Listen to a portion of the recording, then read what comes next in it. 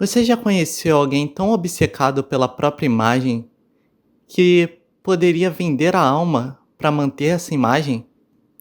Bom, se você conhece alguém, talvez esse alguém seja Dorian Gray. Hoje a gente vai falar um pouco sobre narciso, hedonismo, narcisismo, beleza, ética, moral, ego e sobre o retrato de Dorian Gray de Oscar Wilde. O retrato de Dorian Gray foi publicado em 1890 pelo dramaturgo Oscar Wilde. E nesse ano, pode-se dizer que a sociedade ficou chocada, que esse livro era bem para os padrões da sociedade daquela época. A sociedade ficou gag porque o livro tinha sensualidade, obsessão pela beleza, crítica moral, subtexto homoafetivo e personagens que claramente precisavam fazer algo da vida que não fosse fazer merda. A trama é simples, pelo que eu diria, não tem nada muito complexo. Bom, basicamente, Dorian Gray é um jovem muito bonito, muito bonito. Tipo eu. Ele era bonito no nível de tipo... Caralho, ele era bonito no nível de um prato de comida que você olha e fala, caralho, que lindo. Mas aí você come e você quer vomitar, sabe? Porque ele não tinha personalidade nenhuma. E então, como Dorian Gray era extremamente belo, um pintor chamado Basil decide pintar um retrato dele. Só que aí entra um terceiro personagem chamado Lord Henry. O Lord Henry é basicamente o seu amigo que fala... Vai, só se vive uma vez. E aí ele fica enchendo a cabeça do Dorian com pensamentos hedonistas e essas coisas de só se vive uma vez, você tem que aproveitar os prazeres da vida. Basicamente ele vai enfiar na cabeça do Dorian que só se vive uma vez mesmo e que você pode fazer o que você quiser, sabe? Então, o Dorian vai começar a acreditar nisso. Só que vai ter um ponto em que esse ideal vai ficar tão forte na mente do Dorian Gray, que ele vai chegar em um momento e vai olhar para o próprio retrato e vai pensar: nossa, eu sou lindo. E se eu vivesse isso pra sempre? E se eu fosse lindo pra sempre, né? Então o universo olha pra Dorian Gray e fala, tá bom, fechou. E então acontece algo que move a trama do livro, que é impressionante, na minha opinião. É algo muito bem pensado, que eu acho muito interessante, na verdade. Porque enquanto Dorian não envelhece por conta do pedido que ele fez de... eu não quero... Eu queria me manter belo pra sempre. E o diabo responde pra ele, beleza? O Dorian vai continuar lindo e jovem pra sempre. Mas o retrato do Dorian vai ficar horrível, porque a alma do Dorian é horrível. E conforme os pecados do Dorian vão aumentando, o retrato vai ficando cada vez mais horrível. Isso vai corroendo a mente do nosso protagonista. Ou seja, por fora ele parece muito legal. Por dentro, aí já são outros 500. Bom, um dos principais temas do livro é o hedonismo. O hedonismo é uma corrente filosófica que coloca o prazer como o objetivo principal da vida. Mas não é só qualquer tipo de prazer, tipo, eu quero um chocolatinho. Não, é prazer em absoluto. Colocar o prazer em absoluto na sua vida. É viver buscando prazer emocional, prazer estético, prazer físico, prazer social e prazer intelectual. Prazer em todos os sentidos da sua vida que você possa imaginar.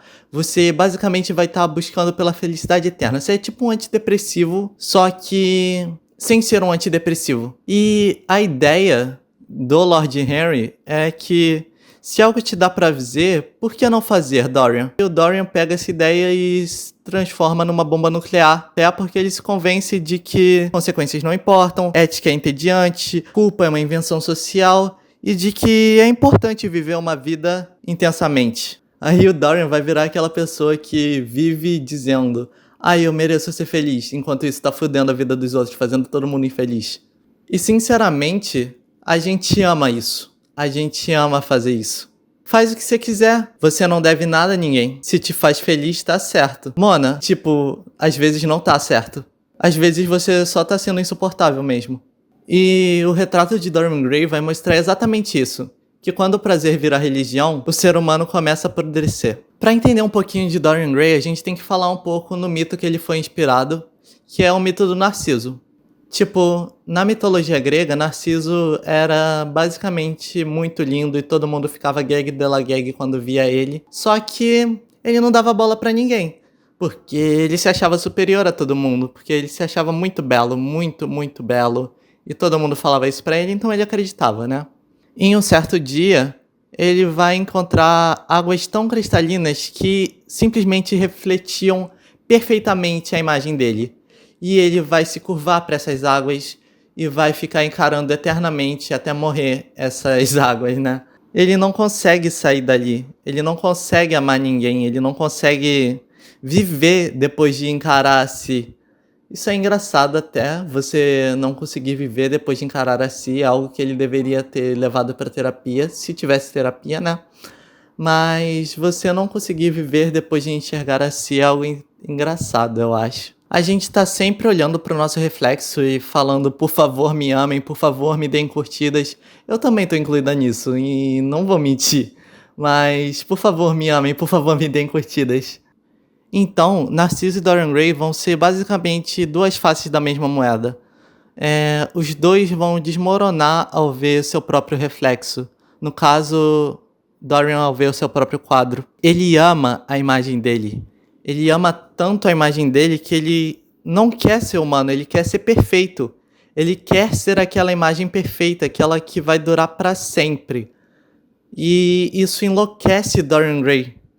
E a perfeição que ele busca é uma prisão. E o livro mostra justamente o que a gente esconde, o que a gente esconde dos outros. As pessoas só veem nossa parte externa. E nosso interno, o nosso retrato, as pessoas veem? Você deixaria as pessoas verem seu retrato?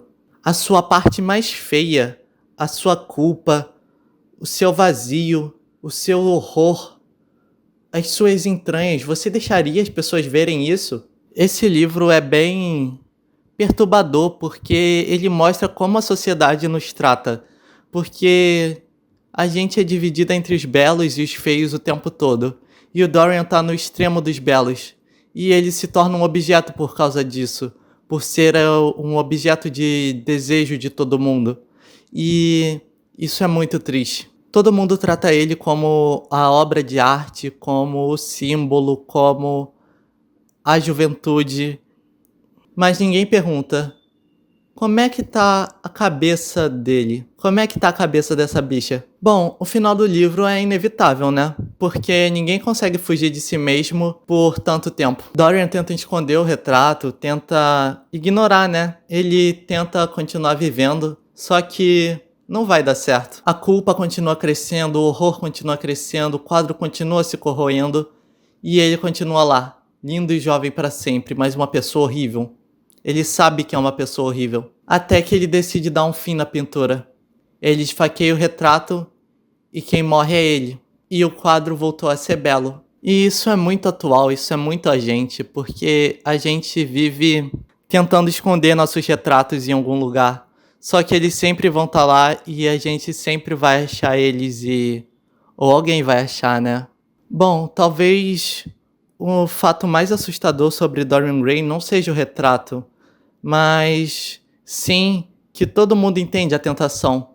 Continuar jovem, continuar desejado, escapar das consequências, viver uma vida só de prazer. O problema de construir uma vida só em aparência é que eventualmente tudo desaba. Prazer sem limite vira destruição, e amar só sua própria imagem é a solidão mais cruel que poderia se sentir. Bom, é isso, esse é o vídeo. E antes de venderem sua alma para serem belos para sempre, pensem um pouquinho, vale a pena vender minha alma porque eu vou ser belo para sempre? Tipo, beleza externa, a gente não vai ligar pra isso, a gente não deveria ligar pra isso sempre. E a beleza diz muito mais sobre o outro do que sobre você mesmo. Então, não vendam a alma por qualquer coisa.